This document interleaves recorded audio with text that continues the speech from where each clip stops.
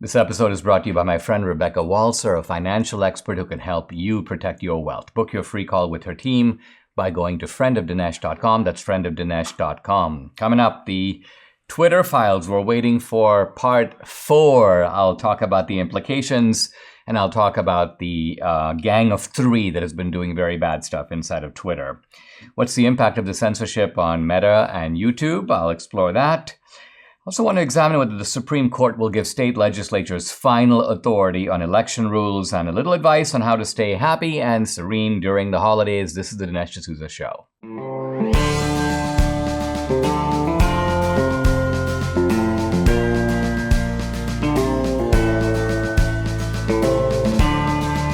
America needs this voice. The times are crazy, in a time of confusion, division, and lies. We need a brave voice of reason, understanding, and truth. This is the Dinesh D'Souza Podcast. I think the biggest story in the country right now is the Twitter files, and it's really interesting that this is a story that the mainstream media is not covering, for the most part, pretending it doesn't exist. New York Times, of course, did do an article on the kind of the strange politics of Elon Musk, but they're not covering the files themselves. And let's review. We're talking about 4 troves of data. 3 of them have already been uncorked. The 4th is coming soon. So the first wave, the first file, was the censorship of the Hunter Biden story. And there was a long thread on that, and it devastatingly exposed the way in which Twitter, but now this by implication applies to other platforms as well, suppressed this story, not because it was false, but because it was true. And there was FBI participated in the suppression.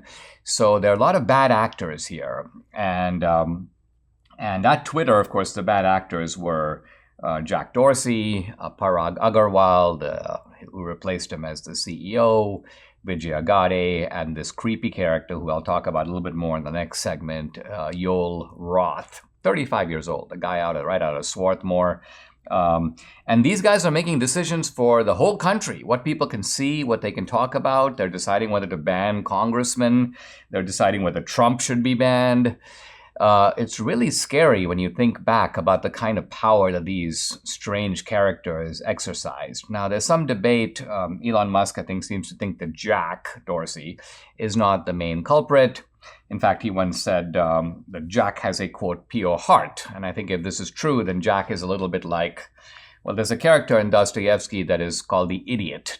Title, by the way, of one of Dostoevsky's books. And by idiot, Dostoevsky doesn't mean he's a dummy. It means he's an innocent. He doesn't know how the world functions. So it could be that Jack Dorsey is an idiot in that sense and being manipulated by the diabolical troika of Parag Agarwal, Vijay Agade, 2 Asian Indians, and this creepy Joel Roth character.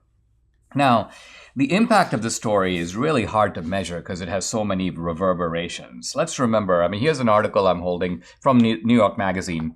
Twitter is not shadow banning Republicans. This is completely now refuted by the Twitter files.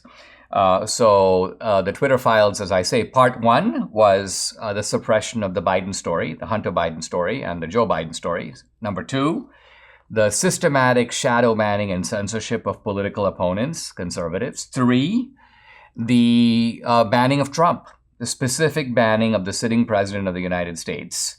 And 4, yet to come, the bans that were imposed owing to COVID. In other words, prominent figures in medicine who are shut down because 4 Twitter executives who have no experience, no expertise, no real knowledge, but nevertheless, some of them are getting promptings from the CDC, promptings from the FBI. So there are actors outside of Twitter that are part of this regime. At one point, the CDC had a kind of open portal to Twitter. They could just basically put in recommendations, ban this guy, shadow ban that guy, and then Twitter would then responsively take action.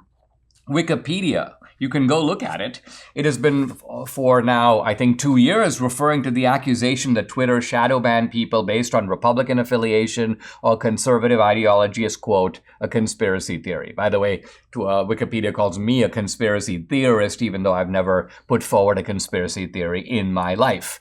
So here's Wikipedia exposed as lying, because after all, the banning of conservatives, we now know, is not a conspiracy theory. It's an actual conspiracy. It's a conspiracy on the part of Twitter, exposed now by the new owner of Twitter, namely Elon Musk.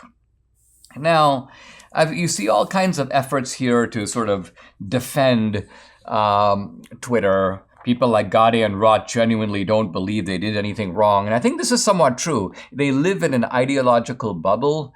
They genuinely think that their opponents are vicious enemies of democracy. They are saviors of democracy. By the way, fascist regimes have thought the same. Mussolini genuinely thought that his opponents were a threat to Italy. The early Nazis genuinely thought the Jews were evil people who should be suppressed and forced to wear a Star of David. So they should be ostracized. They should be excommunicated. Later, of course, more deathly and murderous policies ensued. Now, for years, leftists made themselves comfortable with systematic regimes of censorship by basically saying, Twitter's a private company. And also, complainers should, quote, go build your own platform. And what's so cool is that this has now become karma for these guys. By the way, not that Elon Musk is banning them. Elon Musk is extending free speech to them. But even Twitter as a free speech platform is too much for them. They want censorship. They demand censorship. They're not going to be happy unless they have censorship. And my message to them was simply their earlier message to me, namely, Twitter is a private company and go build your own platform. MyPillow is excited to announce the original My Slippers are back in stock just in time for the holidays. Last Christmas you made our slippers the #1 selling MyPillow product, and now they have added smaller sizes, larger sizes, wide sizes, and all new colors. What makes the My Slippers different is the exclusive 4-layer design that you're not going to find in other slippers. My Slippers' patented layers make them ultra comfortable, extremely durable, and they help relieve the stress on your feet from all the running around this holiday. Wear them anytime, anywhere. Save $90 off with promo code Dinesh. That's only $49.98 a pair. Wow, you'll absolutely love My Slippers, and now they're extending their 60-day money-back guarantee until March 1st, 2023, making them the best Christmas gifts ever. Go to mypillow.com, use promo code Dinesh, or call 800-876-0227. Again, that number, 800-876-0227. Use promo code Dinesh. You'll save $90 on the original My Slippers, and you can get them at only $49.98 a pair. I want to talk about this guy, Joel Roth, who is one of the chief censors, the guy doing the censorship at Twitter. So here's a guy who's basically in his mid-30s. He went to Swarthmore, political science. He got his PhD at UPenn in communication. And he apparently sees himself as a kind of expert on, quote, dangerous speech. Expert on dangerous speech. But this is a guy who has been for 2 years or more. I mean, he's actually worked at Twitter since his late 20s. But this is a guy regulating the speech of the United States on one of the 3 mainstream platforms. And so what millions of people see is partly due to this dweeb, this weirdo. And who is this guy? Well, it turns out he's some sort of a gay activist, a trans activist. And he has done all kinds of articles and so on about how underage kids or children should be able to access adult internet services. This was actually part of his PhD thesis. I saw an interview with him in which he's talking about the fact that he's talking about censoring the Babylon Bee. And he goes, well, of course, they're misgendering people. This refers to a joke on the Babylon Bee where they basically say Dr. Rachel Levine is a man. And this is on a satirical site. Nevertheless, he goes, we can't take this lightly. There's been a lot of resurgence of hateful acts against trans people and so on. So here you have this 35-year-old making decisions again about the fate of people in being able to speak, what kind of satire he thinks is okay and should be allowed. There's a very interesting exchange of comments inside of the Twitter chain by Joel Roth about banning Matt Gaetz. Now, in the chain, it's very obvious that Matt Gaetz has not violated any Twitter rules. In fact, here's Joel Roth. He's talking about Matt Gaetz. Someone else goes, "We should just ban Gaetz." And Joel Roth, "SB and SI are working on that." He then goes, "It doesn't quite fit anywhere," meaning it doesn't fit one of the categories of violations. And then Joel Roth continues, "But I'm trying to talk safety into treating it as incitement." So Matt Gaetz has not, in fact, engaged in any incitement, but they think, well, if we can label it incitement, then we can kind of smuggle it into our violence section and we can ban the guy. So again, here's a guy trying to ban a sitting congressman from communicating, again, not even in violation of Twitter's rules.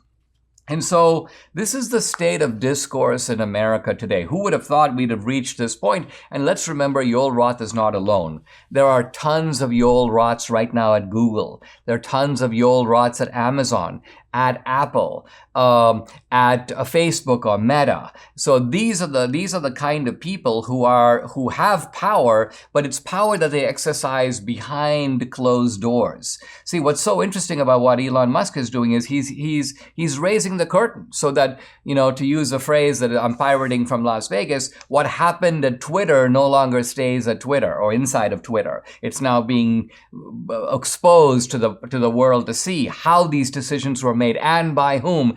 And you begin to see how many times the censorship is based on a pretext. They don't really have a reason. Let's come up with some excuse to get this guy. That was most certainly true of Trump. Trump says, let's march peacefully and patriotically. Trump says, everybody go home. So Trump's benign statements are interpreted not according to what Trump said, not according to the plain meaning of the words, but based upon how some people might take those words as an incentive to do bad things. And therefore, let's ban Trump from the platform. So all of this disgraceful stuff has been going on. And the question is, now that it has come to public light, now what? Will the absence of a red wave during the midterms lead to a more emboldened Biden, more wasteful spending, higher taxes? How will you protect your hard-earned savings from the reinvigorated left? Well, the answer, gold. Gold is the world's oldest, most proven form of currency. It's there for you when inflation soars, when other assets go sideways. Now, this is why Birch Gold is thrilled to announce a new product that reimagines gold as currency, the Gold Back. This month, you'll get a free gold back for every $5,000 purchased when you convert an existing IRA or 401k into a precious metals IRA with Birch Gold by December 22nd. Just text Dinesh to 989898 to get started. Now, I buy my gold from Birch Gold. You should too. Text Dinesh to 989898. Claim your free information kit on gold. Then talk to one of their precious metals specialists. Plus, with every purchase you make before December 22nd, you'll get a free gold back. This is a great stocking stuffer just in time for Christmas. In a very interesting development, Kyrsten Sinema, the Democratic senator from Arizona, has decided to leave the Democratic Party and register as an independent. Now, Debbie just told me this morning that Sinema is still going to caucus with the Democrats, which is to say that she's not fully breaking with the Democratic Party. She still wants to be part of this Democratic majority in the Senate. But this is clearly a sort of declaration of independence on Sinema's part. And what's going on here and what are the implications for us on the Republican or the right side of the aisle? Well, Sinema wrote an article in an Arizona paper where she says, I'm privileged to represent Arizonans of all backgrounds. She says, Americans are told we got to choose Republicans, Democrats. She goes, most Arizonans believe this is a false choice. And it sounds like she agrees. Now, Sinema goes on to define a sort of a centrist politics in this article, where she talks about the fact that she believes in rebuilding the country's infrastructure, but she also believes in protecting economic competitiveness through incentives. She says she wants to expand veterans' benefits, but she also wants to boost innovation and small business.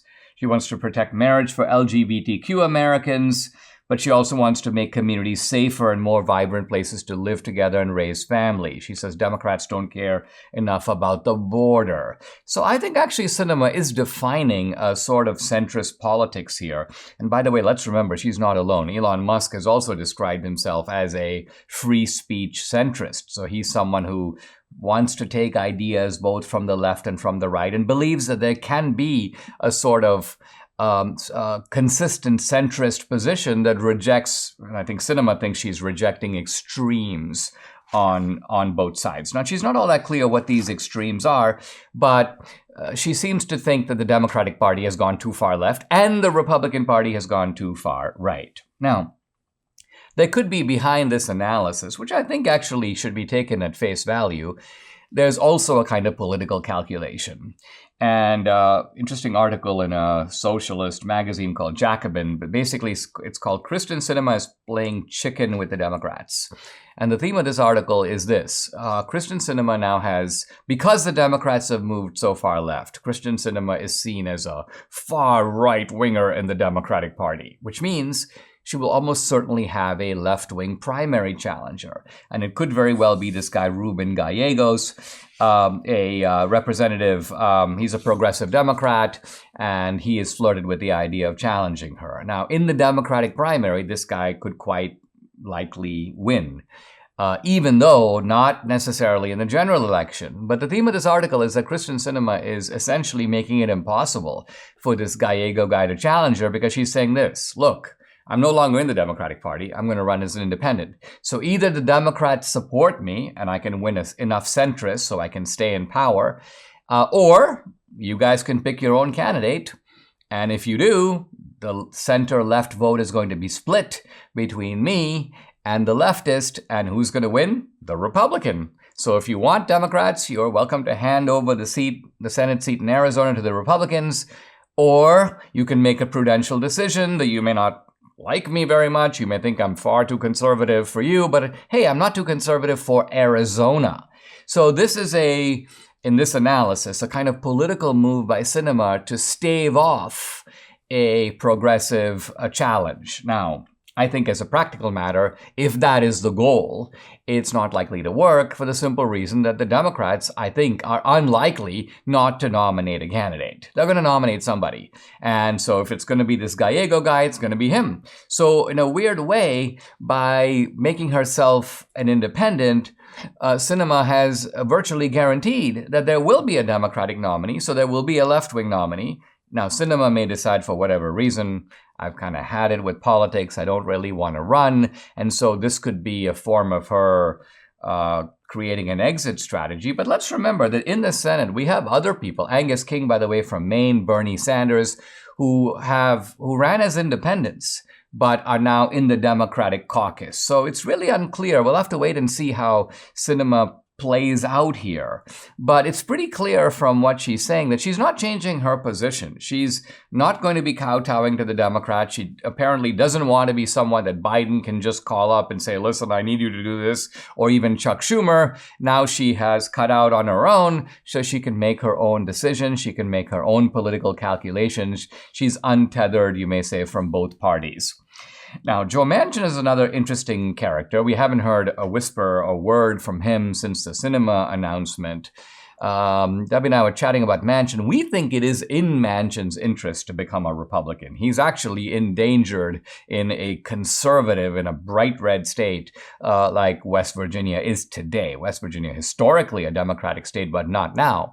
And so Manchin's only chance at survival might be for him to become a Republican. Now, if he becomes a Republican, he's probably going to be kind of a rhino. But you know what? Some rhinos are better than others. We don't need a rhino like Mitt Romney in Utah, where we can actually have a conservative. Now, West Virginia is conservative, but I think Manchin would increase the chances of his political success staying in office because he's a very well-liked figure in the state. And so for these reasons, I think that the political necessities might be whispering right about now in the ear of one Joe Manchin. Guess what? A food shortage could be coming to the U.S. according to experts. Drought, inflation, new policies are pushing America's food supply near its breaking point. And this is why survival food is more important than ever. Create your own stockpile of the best-selling 4 Patriots. That's the number 4 Patriots survival food kits. It's not ordinary food. We're talking good for 25 years survival food, hand-packed right here in a family-owned facility in the USA, giving jobs to over 200 Americans. These kits are compact, sturdy, water-resistant, and they stack easily. They have delicious breakfasts, lunches, dinners. You can make these meals in minutes. Just add boiling water, simmer, and serve. Go to 4patriots.com. Use code Dinesh. You'll get 10% off your first purchase on anything in the store, including this 3-month survival kit, all guaranteed for an entire year after your order, plus free shipping on orders over $97. A portion of every sale is donated to charities who support veterans and their families. Go to 4patriots.com. Use code Dinesh for 10% off. That's 4patriots.com. Code Dinesh. The Supreme Court just heard the arguments in the case of Moore versus Harper, an important case arising out of North Carolina because it has implications for the rules that govern the 2024 presidential election. Now, whenever you have the Supreme Court arguments, people pay close attention to how the justices, what kind of questions they're asking. They're sort of reading the tea leaves to try to figure out how these people are going to vote. But the issue is this. Who makes the rules? Who's the ultimate authority in making election rules? And this could mean gerrymandering rules that have to do with the shape of a district. They could have to do with voter ID rules. They could have to do with the deadline for sending in mail-in ballots. Who is the final authority on this? Is it the legislature, the state legislatures? Is it the state courts? Is it the state constitution as interpreted by the state court? Is it officials who are running the elections, like the Secretary of State? Does someone like that have the final and unilateral right to change the rules? Who is it? What does the Constitution say about this? Well, the Constitution is actually kind of clear. And the Constitution says that the authority in determining the manner, by manner they mean the mode of conducting elections, is up to the state legislature. So this couldn't really be more clear. But it's not quite as simple as we think, for the simple reason that even though the state legislature makes a law, let's follow what happens when the state legislature makes a law. The legislature passes a law, but that law then goes to the governor, who's the equivalent in the state of, say, the president, and the governor decides, am I going to veto the law? So a law doesn't become a law until it is passed by the legislature and then signed by the governor. So the governor has a say in here. He has authority. And this is important because, by and large, the left, in talking about this case, acts as if giving the legislature, the state legislature, final authority somehow implies that the governor has no say, that the courts have no say. But this is actually not what is at stake. This is not what's at issue. The left is sort of distorting the meaning of this case. Hillary Clinton, one of our more irresponsible voices in public discourse, basically said the state legislatures here are going to be given the authority to overrule election results. No, this is not about overruling election results. This is not about changing the outcome of an actual vote. This is determining the manner in which votes are cast in the first place. Let's look at what happened, for example, in Pennsylvania in 2020. By and large, a court in Pennsylvania decided that absentee ballots could come in as much as 3 days after the election. This flouted what the Pennsylvania law says, what the legislature had decided, and the governor had already agreed to and signed. So you had a valid law that went through the legal process and nevertheless was set aside by the court under the pretext of COVID, and a new rule was established by the court. So this is kind of what the Supreme Court is considering.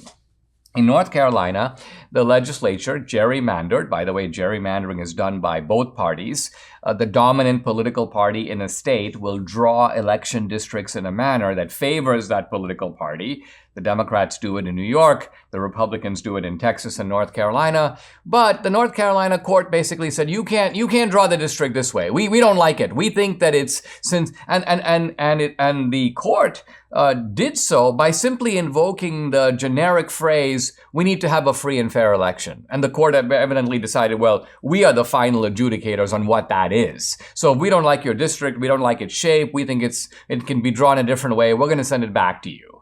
And North Carolina Republicans are saying, wait a minute, we're the legislature. If the Constitution gives the legislature the authority to draw these districts and to make the rules of an election, who is the court to overturn that? So as the Supreme Court is debating this, it becomes clear that the justices in the middle on this are Justice Roberts and, interestingly, Amy Coney Barrett. These two justices, who will probably determine where the majority rules on this, seem to be inclined to say that, yes, the Constitution does, in fact, give state legislatures the authority to make these rules, but, and it's an important but, this doesn't mean that the governor can't veto it. If the governor vetoes the law then has to pass by a supermajority to override the veto. But once the law is passed, the courts, and we're talking here about the state courts, yes, they have a right to review these laws to make sure that they are consistent with the state constitution, but no, these courts don't have the authority to, quote, make up the rules as they go along. I think this is a reasonable result, and I think this is not only the result that should happen, but I predict that this is the result that will happen in this important case of Moore versus Harper. The result is probably not due till the spring, but when it comes out, I think it will be just as I now said. Debbie and I try to eat healthy, but I'm not a huge fan of the flavor of most veggies. But I have to admit, when I'm in the produce section in the grocery store, all those vibrant colors of fruits and veggies look really good.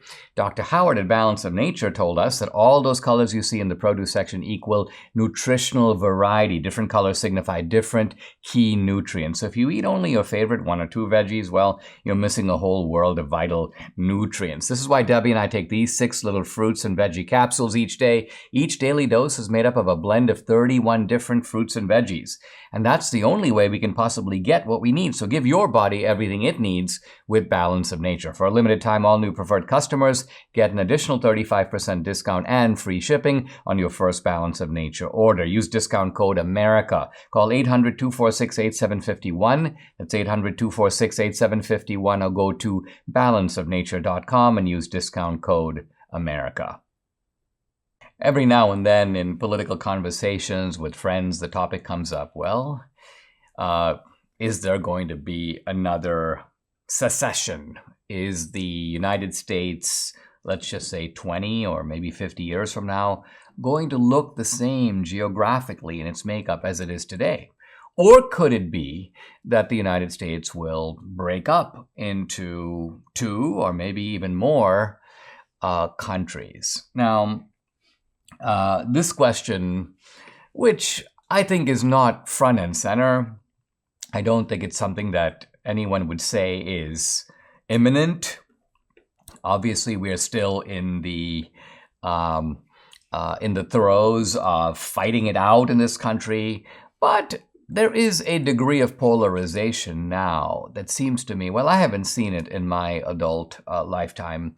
And scholars who study political polarization say that the United States is, although there's polarization, by the way, emerging in Europe as well, it's more pronounced here by a lot. In fact, there's an article I'm going to discuss in the New Republic. It says that on a rank of 1 to 4, with 4 being the most polarized, the most European countries are at a 1 to a 2, but the United States is at a 4. So it is at extreme polarization.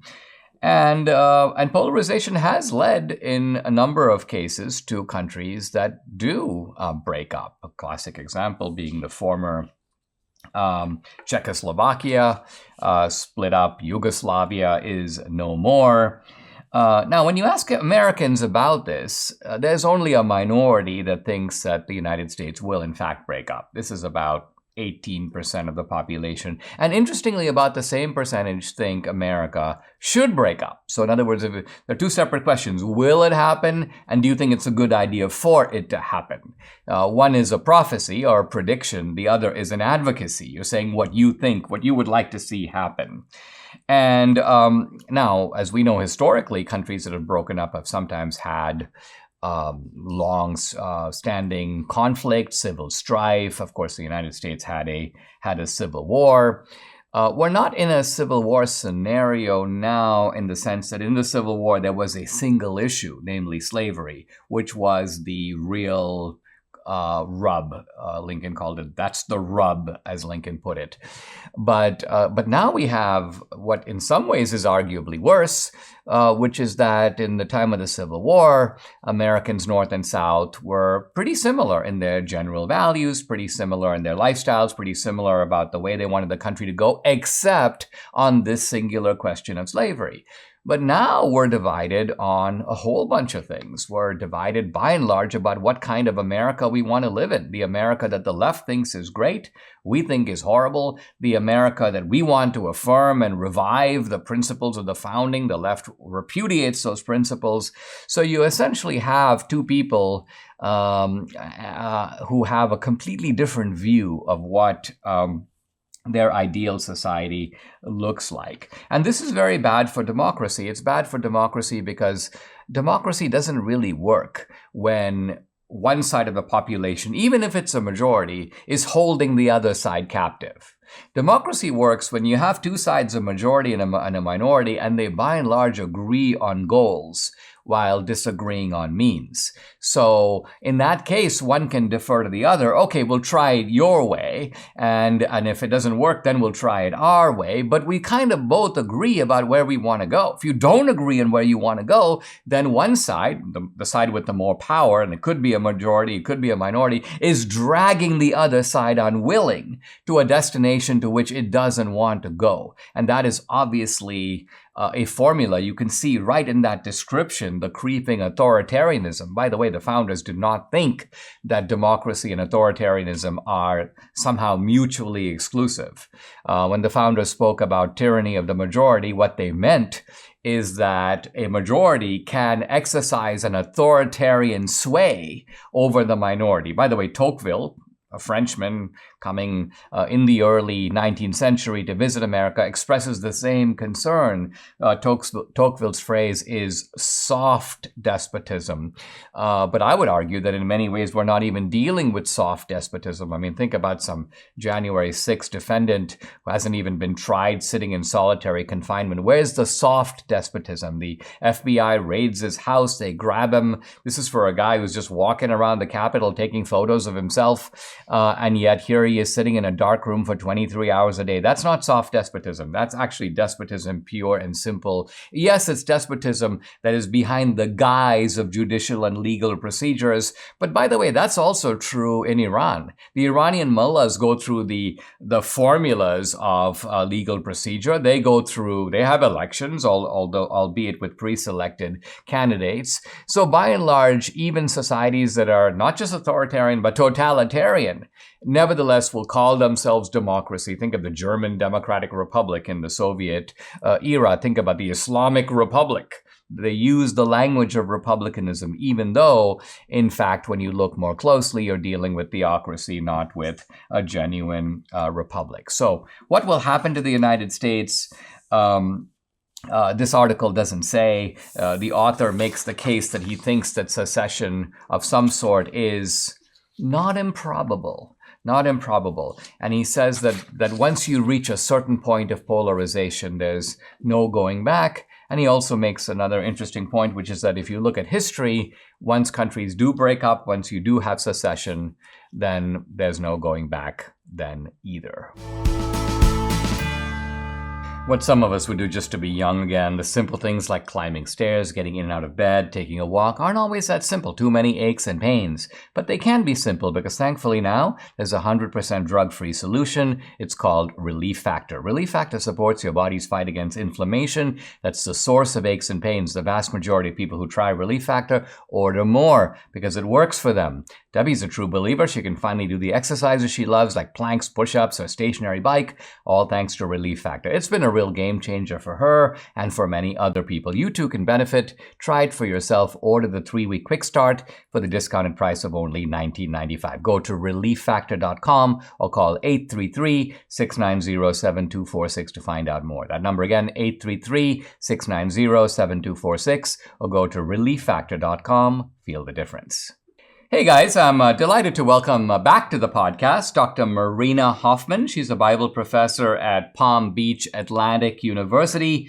She's the author of the award-winning book, Women in the Bible, which is actually a small group Bible study, but there's also a free video series on women in the Bible. It is at womeninthebible.info. You can follow on Instagram at Marina Hoffman, Hoffman. Marina, welcome to the podcast again. And, I wanted to bring you back on to talk about some themes about Christmas and about the holidays, because for years I read about the fact that holiday season, paradoxically, is sort of, a little depressing for people. People get lonely, people feel left out. You've experienced this. Talk a little bit about your experience, and then let's talk about what kind of help you can give people in becoming more happy, more serene during the holiday season. That's right. It was a beautiful day 8 years ago when an oncoming car, 70 miles an hour, we were going 70 miles an hour, hit us dead on. So you can imagine the survival rate of that impact is 0%. And we had all kinds of injuries and a long road to recovery. But Dinesh, the hardest part with me was the severe anxiety, severe depression, severe PTSD. So I know what it's like to spend Christmas really alone with my husband, not wanting to go out, and the trials and hardship that comes out of that sense of isolation and loneliness. And then you decided, look, let me try to take some of this trauma and figure out a way to address it in a way that would help you, but also help other people.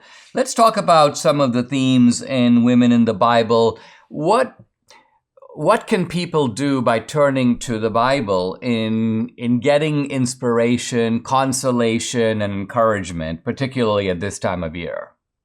Well, one of my favorite bits, and we see it throughout Scripture, is when they have a message from the Lord. It's almost always, do not be afraid. And what does that tell us? That people are afraid. And the beauty of Scripture is sometimes you hear this idea that we can't be afraid. But when I look at the women of the Bible, Dinesh, they do incredible things, and they're afraid.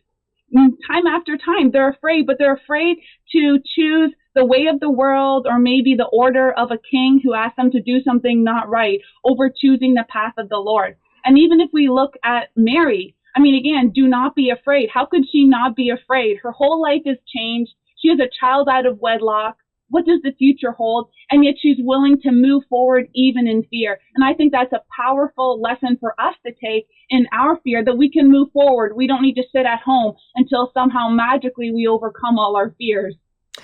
Debbie and I just got back from Israel just a few days ago, and we were in an environment where it was really easy to envision the world of the Bible, both the Old Testament and the New Testament. So, for example, you could picture Jesus, Mary, and Joseph making their way up the pilgrim road to the temple, then Jesus kind of disappearing. Where's Jesus? And then later they spotted him. He was in the temple, apparently engaged in discussions with theologians.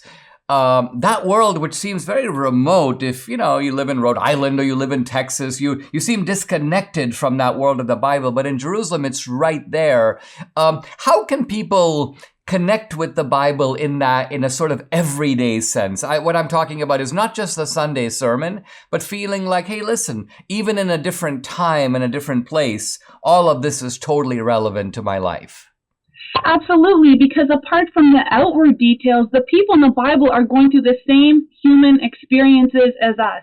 The same challenge. Mary faces rejection. We have all faced that. She faces uncertainty. I think that defines the time we're in. And so if we acknowledge that these people also faced hostility, they face the same kind of emotional challenges we do, then we can see how they're simple acts of faith. And it's often not complicated. They're just willing to say yes to God. And Dinesh, there's a sense of humility among so many of these characters, certainly with Mary. She says, let the Lord's will be done. And what a beautiful perspective that we can have. The humility to say, Lord, have your way in our life. And we're going to move forward and go with your leading, even though we don't see the future, even though it seems uncertain and maybe daunting. I think, Marina, I don't know if this is in your book or in the Bible course, but I think of the women who discovered the empty tomb.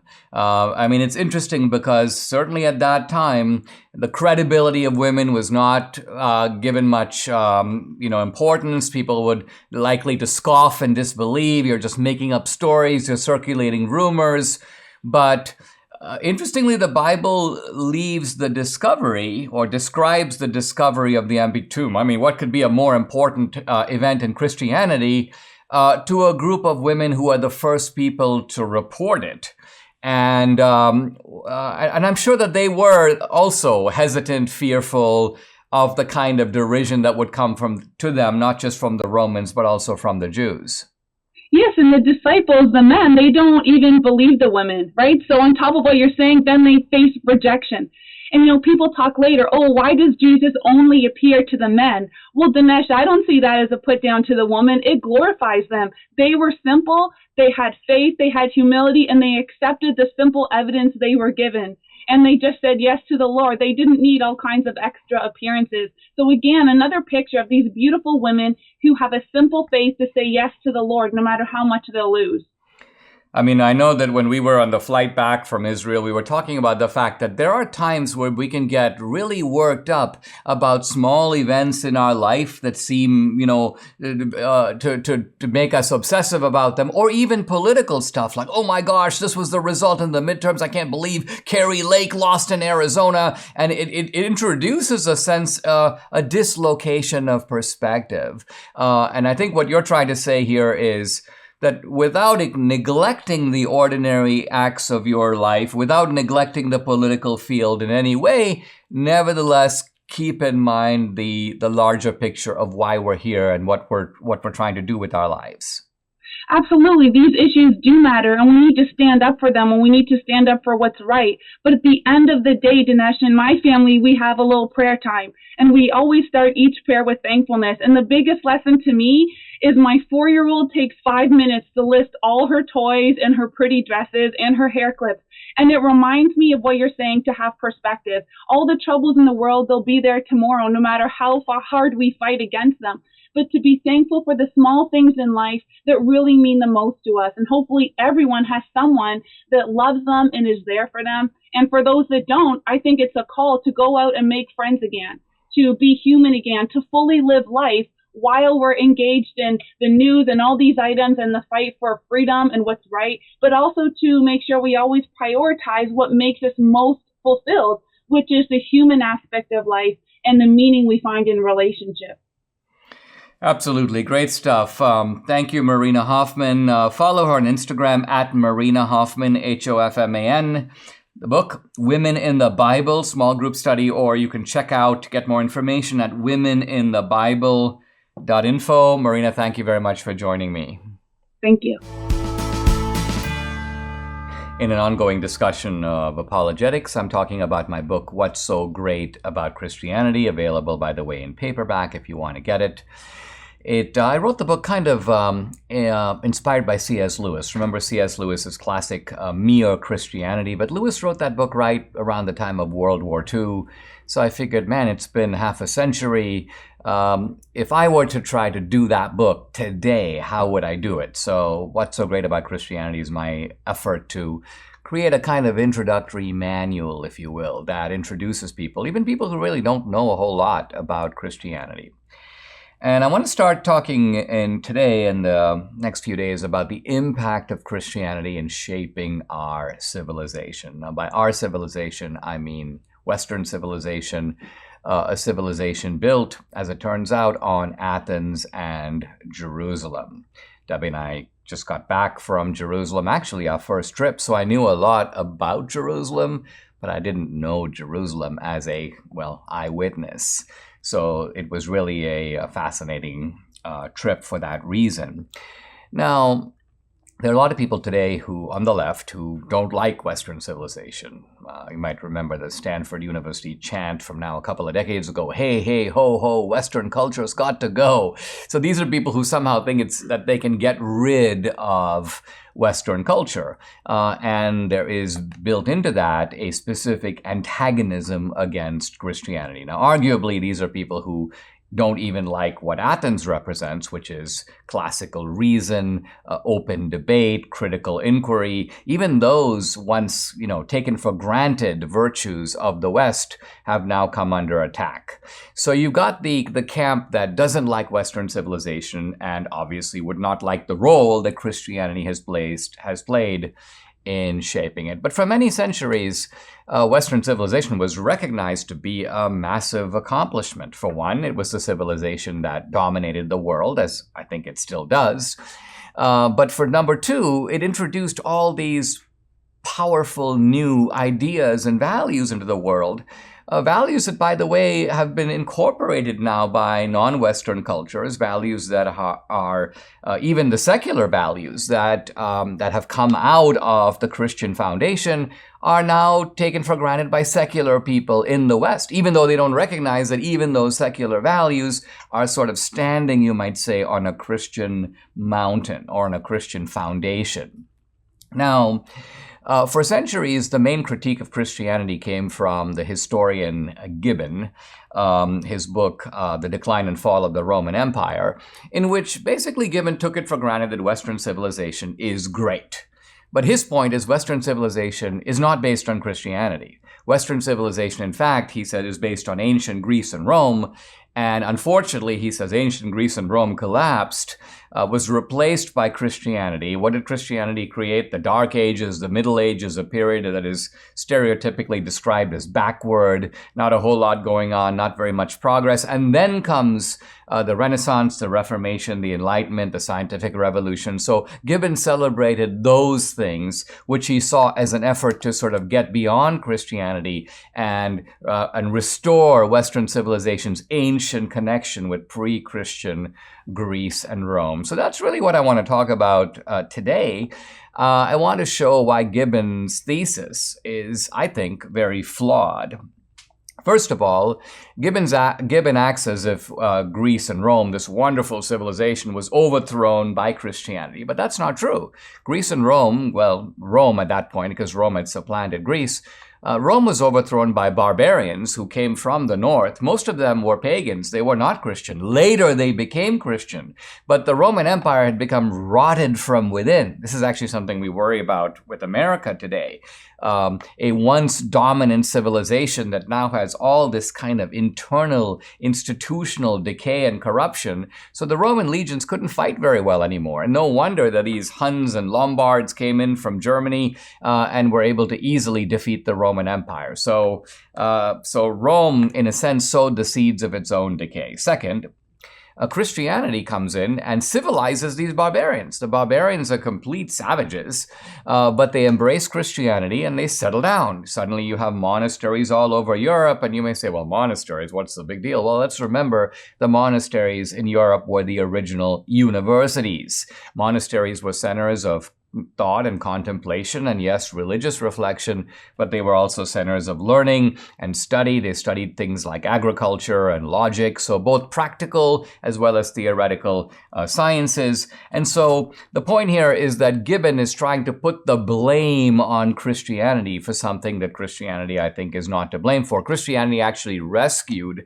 Europe after the collapse of the Roman Empire. Here's the historian J.M. Roberts, and I'll close on this for today. He writes in his book, The Triumph of the West, "We would none of us today be what we are if a handful of Jews nearly 2,000 years ago had not believed that they had known a great teacher, seen him crucified, dead, and buried, and then rise again." So what Roberts is saying in summary is that the Christian foundation, inaugurated, of course, by Christ, but then built by the church, this Christian foundation is essential not only to our civilization, but even to the way that we are. Subscribe to the Dinesh D'Souza podcast on Apple, Google, and Spotify, or watch on Rumble, YouTube, and salemnow.com.